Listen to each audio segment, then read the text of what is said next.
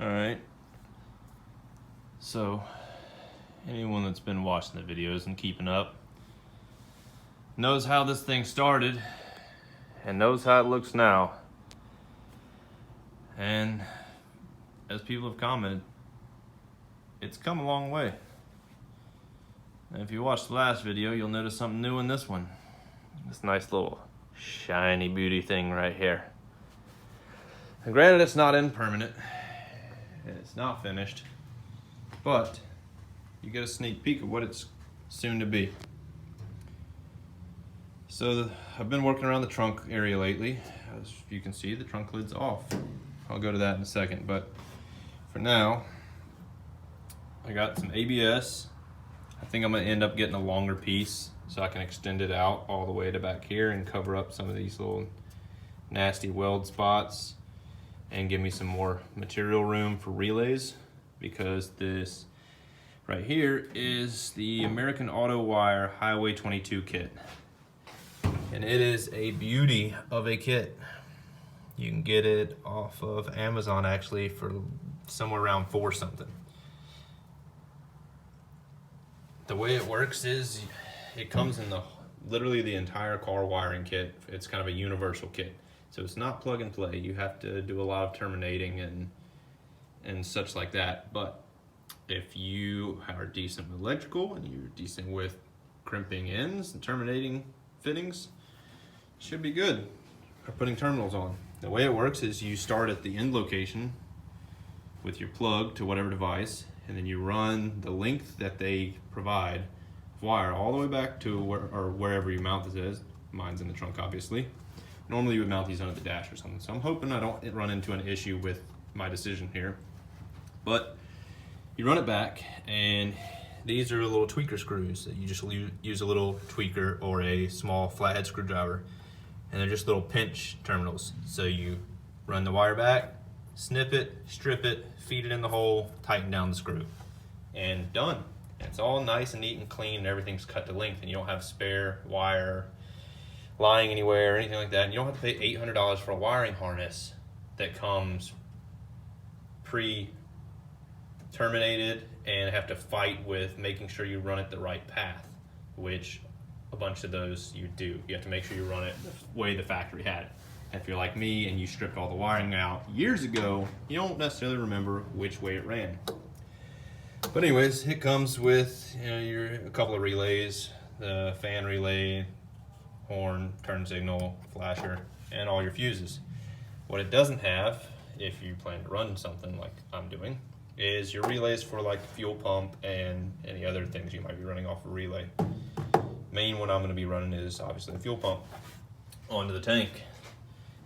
I purchased this billet ProFlow hanger from Australia, and the shipping cost damn near as much as this hanger, and yet still it was cheaper than if I was to go with like a Holly one. Granted, this is a dual pump hanger. You can see there it has return and pump 1 and pump 2, and it has billet tubes that come down, or a billet tube that comes down, which is off the return. I don't know if you can see that in there or if the lighting's too bright, but you can see that fitting that's screwed into that. That is actually a billet tube of aluminum that goes down, and the hanger is 2 rings that hold 2 wall bros that hang off of that. And then of course it's got a filler cap as well if you wanted to use this thing as a fuel cell, which is its main intent. Voila. There, you might be able to see the hanger. There we go. Somewhat. Kind of hard to make out. Anyways, that is the hanger. The way I'll be running it is I have my return over here, I have my feed here, and I'm gonna run my 2 pumps inside wide together and feed into, probably end up being this pump 2, so I don't have to cross over or run my hose around. So I'll run it to what is called pump 2, and I'll have both of these wired up separate, since it has positive and negative for each pump. The way that I'm running it is I'll have one pump run constant as my daily driving pump. The other one will be tuned in the Holly software to only kick in under boost or when my fuel pressure drops under a certain pressure. I believe it can do either one. And then my return line over here will obviously come to here, so it feeds all the return fuel straight back to where the pickup is. I have a vent and another return line over here, and there's another feed underneath the tank. And then of course the sender. And if anyone's curious of this tank that was built, I had him go back and he added this recess because I wanted to raise the tank up higher than where it was at, because I felt it to be sitting a little low back here. This is like a 22-gallon tank, I think. I think that's what we estimated it at. And as you can see, I did away with the doo-doo metal screws that I don't like.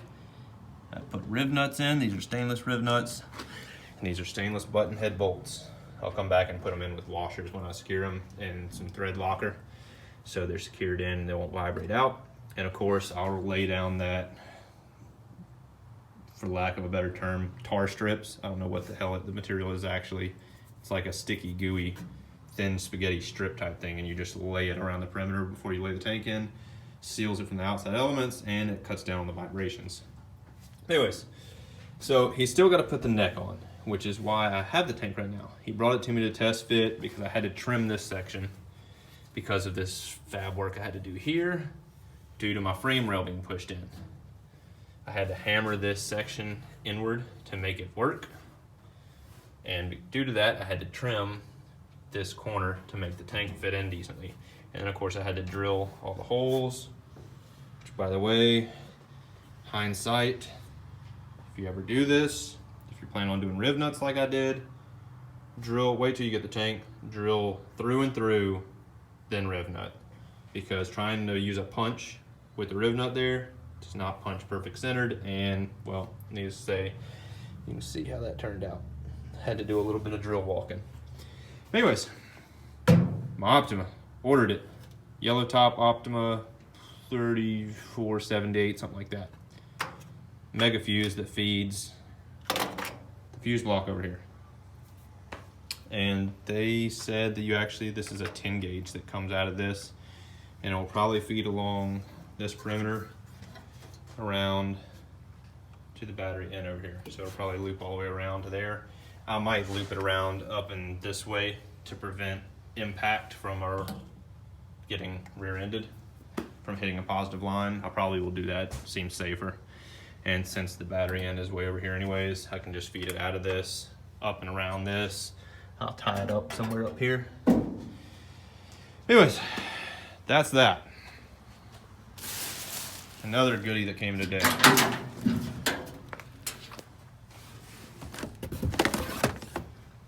Some crimps. I'll do a review on these later. Here's the model if anyone's curious. These are big battery lug crimps. Box of relays. And 4-gauge welding cable. This is what is going to be my power cable for everything. I still have to order my starter for the motor. I'll be heat shrinking everything. There's some of my stripping tools.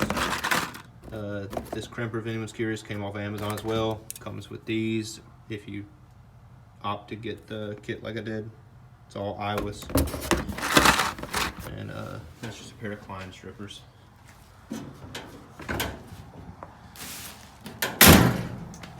Can't show you underneath the hood. I think I might have clipped it in a previous video, but I had to go back and open my brake lines up and put a pressure switch on because I forgot it before I bled my brakes. So I had to rebleed the rears. I decided to put it on the rear for line routing purposes. I'll show you whenever I'm able to open my hood. But for the time being, the trunk lid is on the way, in the way. So this is the trunk lid that, hindsight again, I regret stripping completely because it had no rust under it. I just had to fix a dent up here, which it's still, this is rough Bondo stage. It'll be stripped down. There's actually no damage anywhere along the lid. The only damage was right somewhere in here, where when we unloaded it when I bought the house, the rope we were lowering it off the trailer with snapped and impacted the bump, or hit the trunk here, or actually the bumper hit here. The trunk hit that trash can. But yeah, it was a bit of a scare because it came flying down off the trailer real quick. My yard has a slight slope there. Anyways, so this still has to be block sanded down the rest of the way. It won't have a lot of filler on it when it's done. It does right now. I skim coated the whole thing. The only place that will have a decent amount of filler is along this lip where it was dented. I did not spend hours trying to use a dent puller. I did fashion one out of a slide hammer with some vice grips. I started getting irritated fighting it, trying to get every last bit out. I eventually just left it. So this little bit will have more from Bondo than anywhere else. Not really worried about it. The trunk's probably getting replaced later with either a fiberglass one or if I can find a carbon fiber one, because I plan to put a carbon fiber hood on this thing later. And I'm sorry if any purists are watching, because this is not factory. Before you cry and rage in the comments, this car was not original. It was already restored. If you go back and watch my previous videos, you will see how poorly it was restored. Almost every panel you see on this car is replaced, minus this rear deck, the hood, these side panels, the A and B pillars, and the rockers, which I think the rockers may have been replaced at one point. I don't know. I think they're original though. But these pillars are good. The dash was good. Past that, everything else has been changed except the hood, which I'm pretty sure the hood's not a factory original either. And the trunk lid, which the trunk lid I think is an original, or is the original one with the car. But other than that, everything on this car has been replaced. Oh, this tunnel here, that's original too. Or well, I say original, I didn't change that. I don't know what else to touch on. I'm gonna start wiring it soon. My ring terminals come in for the battery hookups. My battery will be in by the end of next week. I'm gonna start running cabling for the essential things to be able to crank this thing. The motor will be ready to install pretty much now. I mean, I've got to mount up the clutch, the flywheel, clutch pressure plate, get that torqued down with the ARP hardware I ordered, and he's got to finish welding this. But past that, I can start wiring this thing up. I need to bleed my brakes again. But one thing I do have to figure out is I need to find, I had a lock for this that passed through. It looked like a little Allen key. Passed through this hole here, and into this hole right here. It would lock my gas cap in place. Trying to make it to where the fill neck on the tank is centered here.